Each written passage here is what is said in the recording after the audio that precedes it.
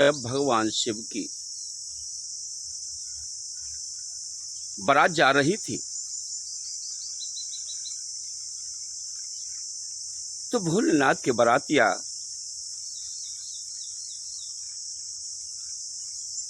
अद्भुत थे। प्रिय बंधुओं, जैसे भोलेनाथ का श्रृंगार उसी प्रकार उनके बारातियों का श्रृंगार अद्भुत था। भोलेनाथ भस्मी लपेटे, बाघंबर पहने हुए, सर्प बिच्छू बदन पर धारण करते हुए दूल्हा बनकर के जा रहे। बाराती भूत पिशाच लंकने डंकने शंखने बड़े बड़े अद्भुत दृश्य लेकर के बारात में चल रहे। जैसे ही मैना के द्वार पर बारात पहुंची और वहां से उनकी जो नाहिन थी वो उतावली होकर के बोली कि मैं तो बारात देख आऊं, पहले बारात को देखूंगी, कैसा दूल्हा है, अरे मेरी गौरा का कैसा दूल्हा है, अरे मैं उस पर बलि बलि जाऊंगी। बड़ी प्रसन्न चंचल मुद्रा में वो नाहिन दौड़ती हुई आई। जैसे ही उसने बारातियों को देखा तो कुछ समझ में नहीं आ रहा था।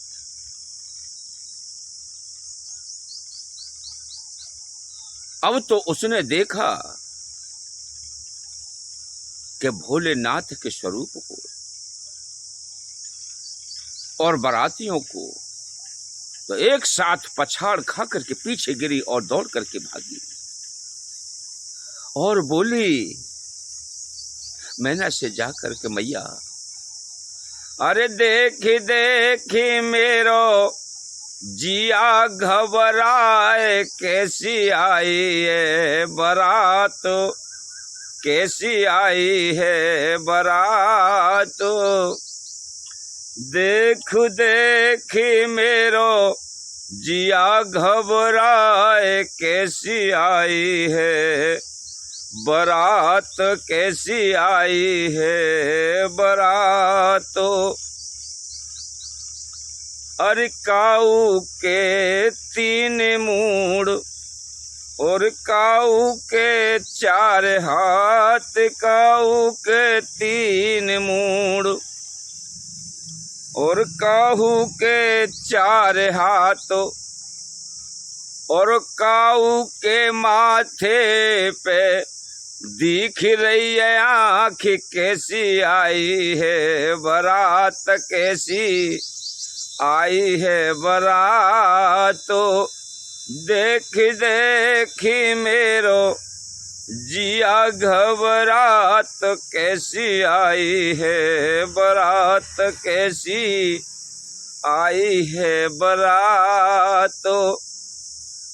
हर काऊ के मुंडमाल और काऊ के लिपटी खाल, काऊ के मुंडमाल, काऊ के लिपटी खाल और काऊ के लिकरे रहे, हाथी के से दांत, कैसी आई है बारात, कैसी आई है बारात, देख देखी मेरो जिया घबरात, कैसी आई है बारात, कैसी आई है बारात। अरे काऊ की गंजी खोपड़ी, काऊ के लंबे बाल, काऊ की गंजी खोपड़ी, काऊ के लंबे बाल, कोई तो रुंड मुंड है रयो बहाल, कैसी आई है बारात, कैसी आई है बारात, देखी देखी मेरो जिया घबरात कैसी आई है बारात, कैसी आई है बारात। और मैया यग लाजो न आई, या बारात को न हुआ हे पत खौआ, बारात को न हुआ जी है पत खौआ। अरे जाकू लिहाज नाए जात क्यों आत, कैसी आई है बारात, कैसी आई है बारात। देख देखी मेरो जिया घबरात, कैसी आई है बारात, कैसी आई है बारात। देख देखी मेरो जिया घबरात, कैसी आई है बारात, कैसी आई है बारात। अरे नगर के बच्चे तुम मत जइयो, नगर के बच्चे तुम मत जइयो, जाए के नहीं तो तुम मर जइयो, जाओगे तो तुम मर जइयो। अरे घर में छिपाए ले दिन और रात, कैसी आई है बारात, कैसी आई है बारात। देख देखी मेरो जिया घबरात, कैसी आई है बारात, कैसी आई है बारात। इस प्रकार से नाहिन मैना से कहने लगी प्रिय बंधुओं। और उधर जब भोलेनाथ की बारात चढ़ रही है और चढ़ करके द्वार पर पहुंची, तो मेरे प्रिय बंधुओं, मैना रानी थाली सजा करके जल का लोटा हाथ में लेकर के उसमें दीपक जला करके और भोलेनाथ के पूजन के लिए आती हैं।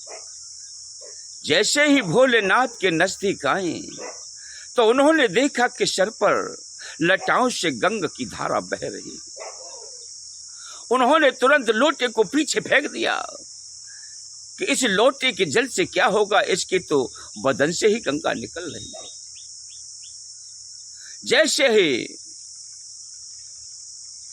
चंद्रदेव पर दृष्टि पड़ी, उन्होंने दीपक को भी हटा करके अलग फेंक दिया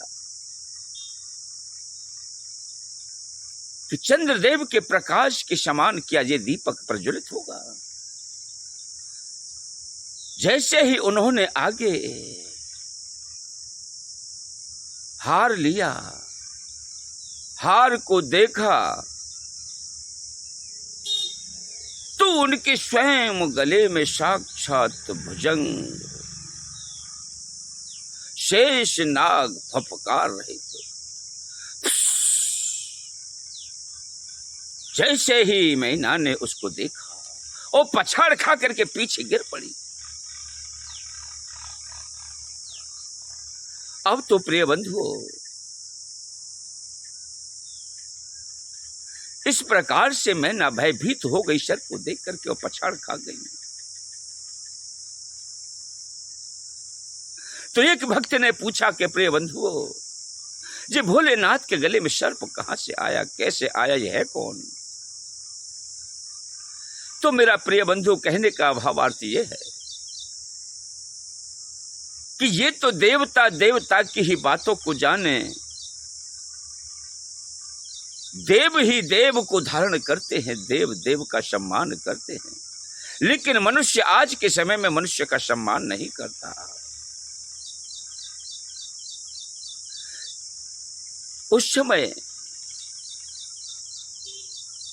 भगवान नारायण वन में विचरण करते हुए जा रहे थे। माता लक्ष्मी जी साथ में थी और जो नर्मदा का पत्थर होता है नर्मदा का हर पत्थर शंकर होता है। ये हम तुम आम जनता के लिए, सर्व मनुष्यों के लिए गंगा, नर्मदा का हर पत्थर शंकर होता है, लेकिन मेरे नारायण के लिए हर पत्थर शंकर होता है। भगवान नारायण चलते चले जा रहे हैं, लक्ष्मी जी पीछे पीछे चल रही हैं। उधर अपने आप के चरणों को बचा करके ऐसे ऐसे ऐसे ऐसे ऐसे, अरे टेढ़ा मेढ़ा चल करके भगवान के ऊपर कहीं मेरे चरण ना पड़ जाएं, अरे कहीं मैं भगवान का अपमान न हो जाए, निरादर न हो जाए, बचाते हुए टेढ़े मेढ़े होकर के चल रहे हैं। लक्ष्मी जी ने पूछा कि मेरे नाथ, आप इस प्रकार से क्यों चल रहे हो? कहे देवी, यह मेरे इष्ट भोलेनाथ हैं, मेरे लिए प्रत्येक पत्थर में शंकर भगवान का निवास है, साक्षात शिव हैं। बताइए मेरे इष्ट को मैं अपनी ठोकर से ठुकराऊं क्या? उनके ऊपर मेरे चरण पड़ जाएंगे तो बड़ा अनादर हो जाएगा, अनर्थ हो जाएगा, इसलिए मैं उनको बचा करके और चल रहा हूं। तो तब लक्ष्मी जी ने कहा कि हे प्रभु, हे जगत के पालनहार, आप अपनी लीला में कुछ परिवर्तन नहीं कर सकते? कि कहिए क्या परिवर्तन? कि आप कोई ऐसा स्वरूप धारण करें जिससे कि इनके ऊपर चरण ना पड़े और रास्ता भी सुगम हो जाए।